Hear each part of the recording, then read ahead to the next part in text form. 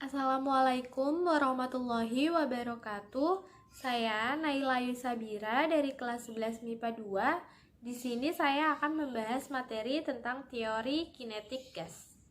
Apa itu teori kinetik gas? Teori kinetik gas adalah suatu teori yang menjelaskan mengenai sifat-sifat gas ideal secara teoritis. Berdasarkan teori kinetik gas, gas terbentuk dari molekul-molekul gas yang bergerak secara acak dengan arah gerak konstan. Molekul gas bergerak dengan kecepatan tinggi dan saling bertubrukan dengan molekul lainnya, dan juga dengan dinding secara terus-menerus. Selanjutnya, gas ideal. Gas ideal adalah sekumpulan partikel gas yang tidak saling berinteraksi satu dengan lainnya. Artinya, jarak antar partikel gas ideal sangat berjauhan dan bergerak secara acak. Gas ideal mempunyai sifat. Sifat-sifat gas ideal antara lain yang pertama, partikelnya berjumlah banyak. Yang kedua, tidak ada interaksi antar partikel atau tidak ada gaya tarik-menarik antar partikelnya.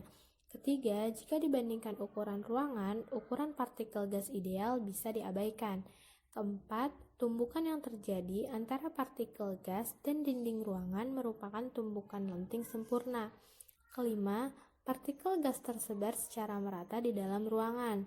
Keenam, partikel gas bergerak secara acak ke segala arah. Ketujuh, berlaku hukum Newton tentang gerak. Terakhir yang kedelapan, energi kinetik rata-rata molekul gas ideal sebanding dengan suhu mutlaknya. Persamaan umum gas ideal secara sistematis yang pertama itu ada P dikali V sama dengan N dikali R dikali T. Yang kedua ada P dikali V sama dengan M per MR dikali R dikali T. Yang ketiga, P dikali MR sama dengan M per V dikali R dikali T. Lalu ada P dikali MR sama dengan Rho dikali R dikali T. Selanjutnya ada PV sama dengan N per NA dikali R dikali T. Yang terakhir ada P dikali V sama dengan N dikali K dikali T, yang keterangannya sebagai berikut. Setelah persamaan umum gas ideal, selanjutnya ada persamaan keadaan gas ideal. Pada ruang tertutup, keadaan suatu gas ideal dipengaruhi oleh tekanan, suhu, volume, dan jumlah molekul gas. Dan ternyata ada beberapa hukum yang menjelaskan keterkaitan antara keempat besaran tersebut. Yang pertama adalah hukum Boyle.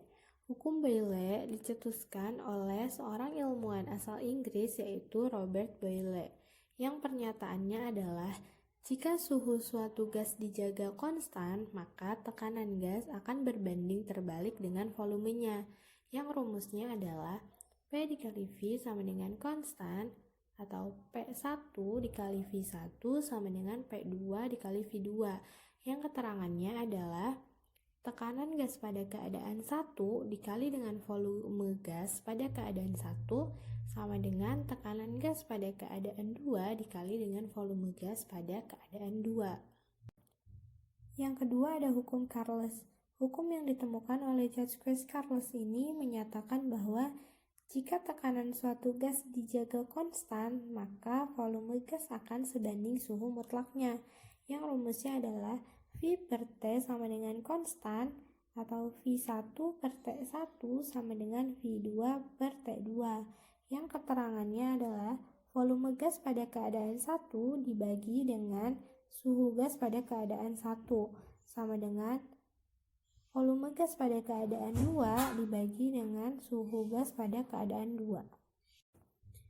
Yang ketiga ada hukum Gay-Lussac. Hukum Gay-Lussac ditemukan oleh seorang ilmuwan kimia asal Prancis yaitu Joseph Louis Gay-Lussac pada tahun 1802.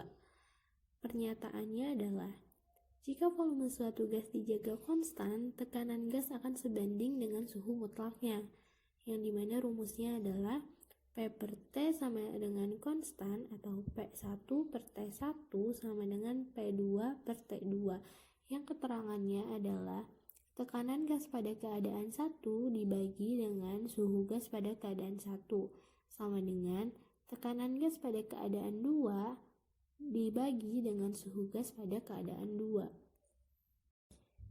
Yang keempat atau terakhir ada hukum Bailey-Gay-Lussac yang pernyataannya adalah hasil kali antara tekanan dan volume dibagi suhu pada sejumlah partikel mol gas adalah tetap, yang dimana rumusnya PV per T sama dengan konstan, atau P1V1 per T1 sama dengan P2V2 per T2, yang dimana keterangannya adalah tekanan gas pada keadaan 1 dikali dengan volume gas pada keadaan 1 dibagi dengan suhu gas pada keadaan 1 sama dengan tekanan gas pada keadaan 2 dikali dengan volume gas pada keadaan 2 dibagi dengan suhu gas pada keadaan 2. Contoh soal yang pertama adalah ruang bervolume 30 cm3 dimasukkan nitrogen cair yaitu M sama dengan 0,14 gram. Hitung tekanan gas nitrogen jika suhu ruang adalah 27 derajat Celcius. ARN sama dengan 14 gram per mol. Jawabnya yang pertama adalah M sama dengan N dikali MR. Ini mana M-nya adalah 0,14 sama dengan N dikali 2 kali 14 karena molekul relatifnya adalah 2 dikali 14. Lalu 0,14 sama dengan N dikali 28 karena 2 dikali 14 adalah 28. Lalu N sama dengan 0,005 mol karena 0,14 dibagi 28 hasilnya 0,005 mol. Lalu kita cari V-nya itu sama dengan 30 cm3 yang sama dengan 30 dikali 10 pangkat 6 meter kubik. Kita ubah menjadi meter kubik, dari cm3 menjadi meter kubik yang hasilnya adalah V sama dengan 3 kali 10 pangkat min 5 meter kubik. Lalu ada suhu gas atau T, kita cari T-nya sama dengan 27 derajat Celcius atau sama dengan 27 ditambah 273 Kelvin, yang T sama dengan 300 Kelvin. Kita pakai rumus gas ideal yang rumusnya adalah PV sama dengan N dikali RT. Lalu P dikali 3 kali 10 pangkat min 5 karena V-nya adalah 3 kali 10 pangkat min 5 sama dengan N-nya itu 0,005 mol atau sama aja dengan 5 dikali 10 pangkat min 3 dikali R-nya itu konstantanya itu 8,314 lalu dikali dengan T-nya adalah 300.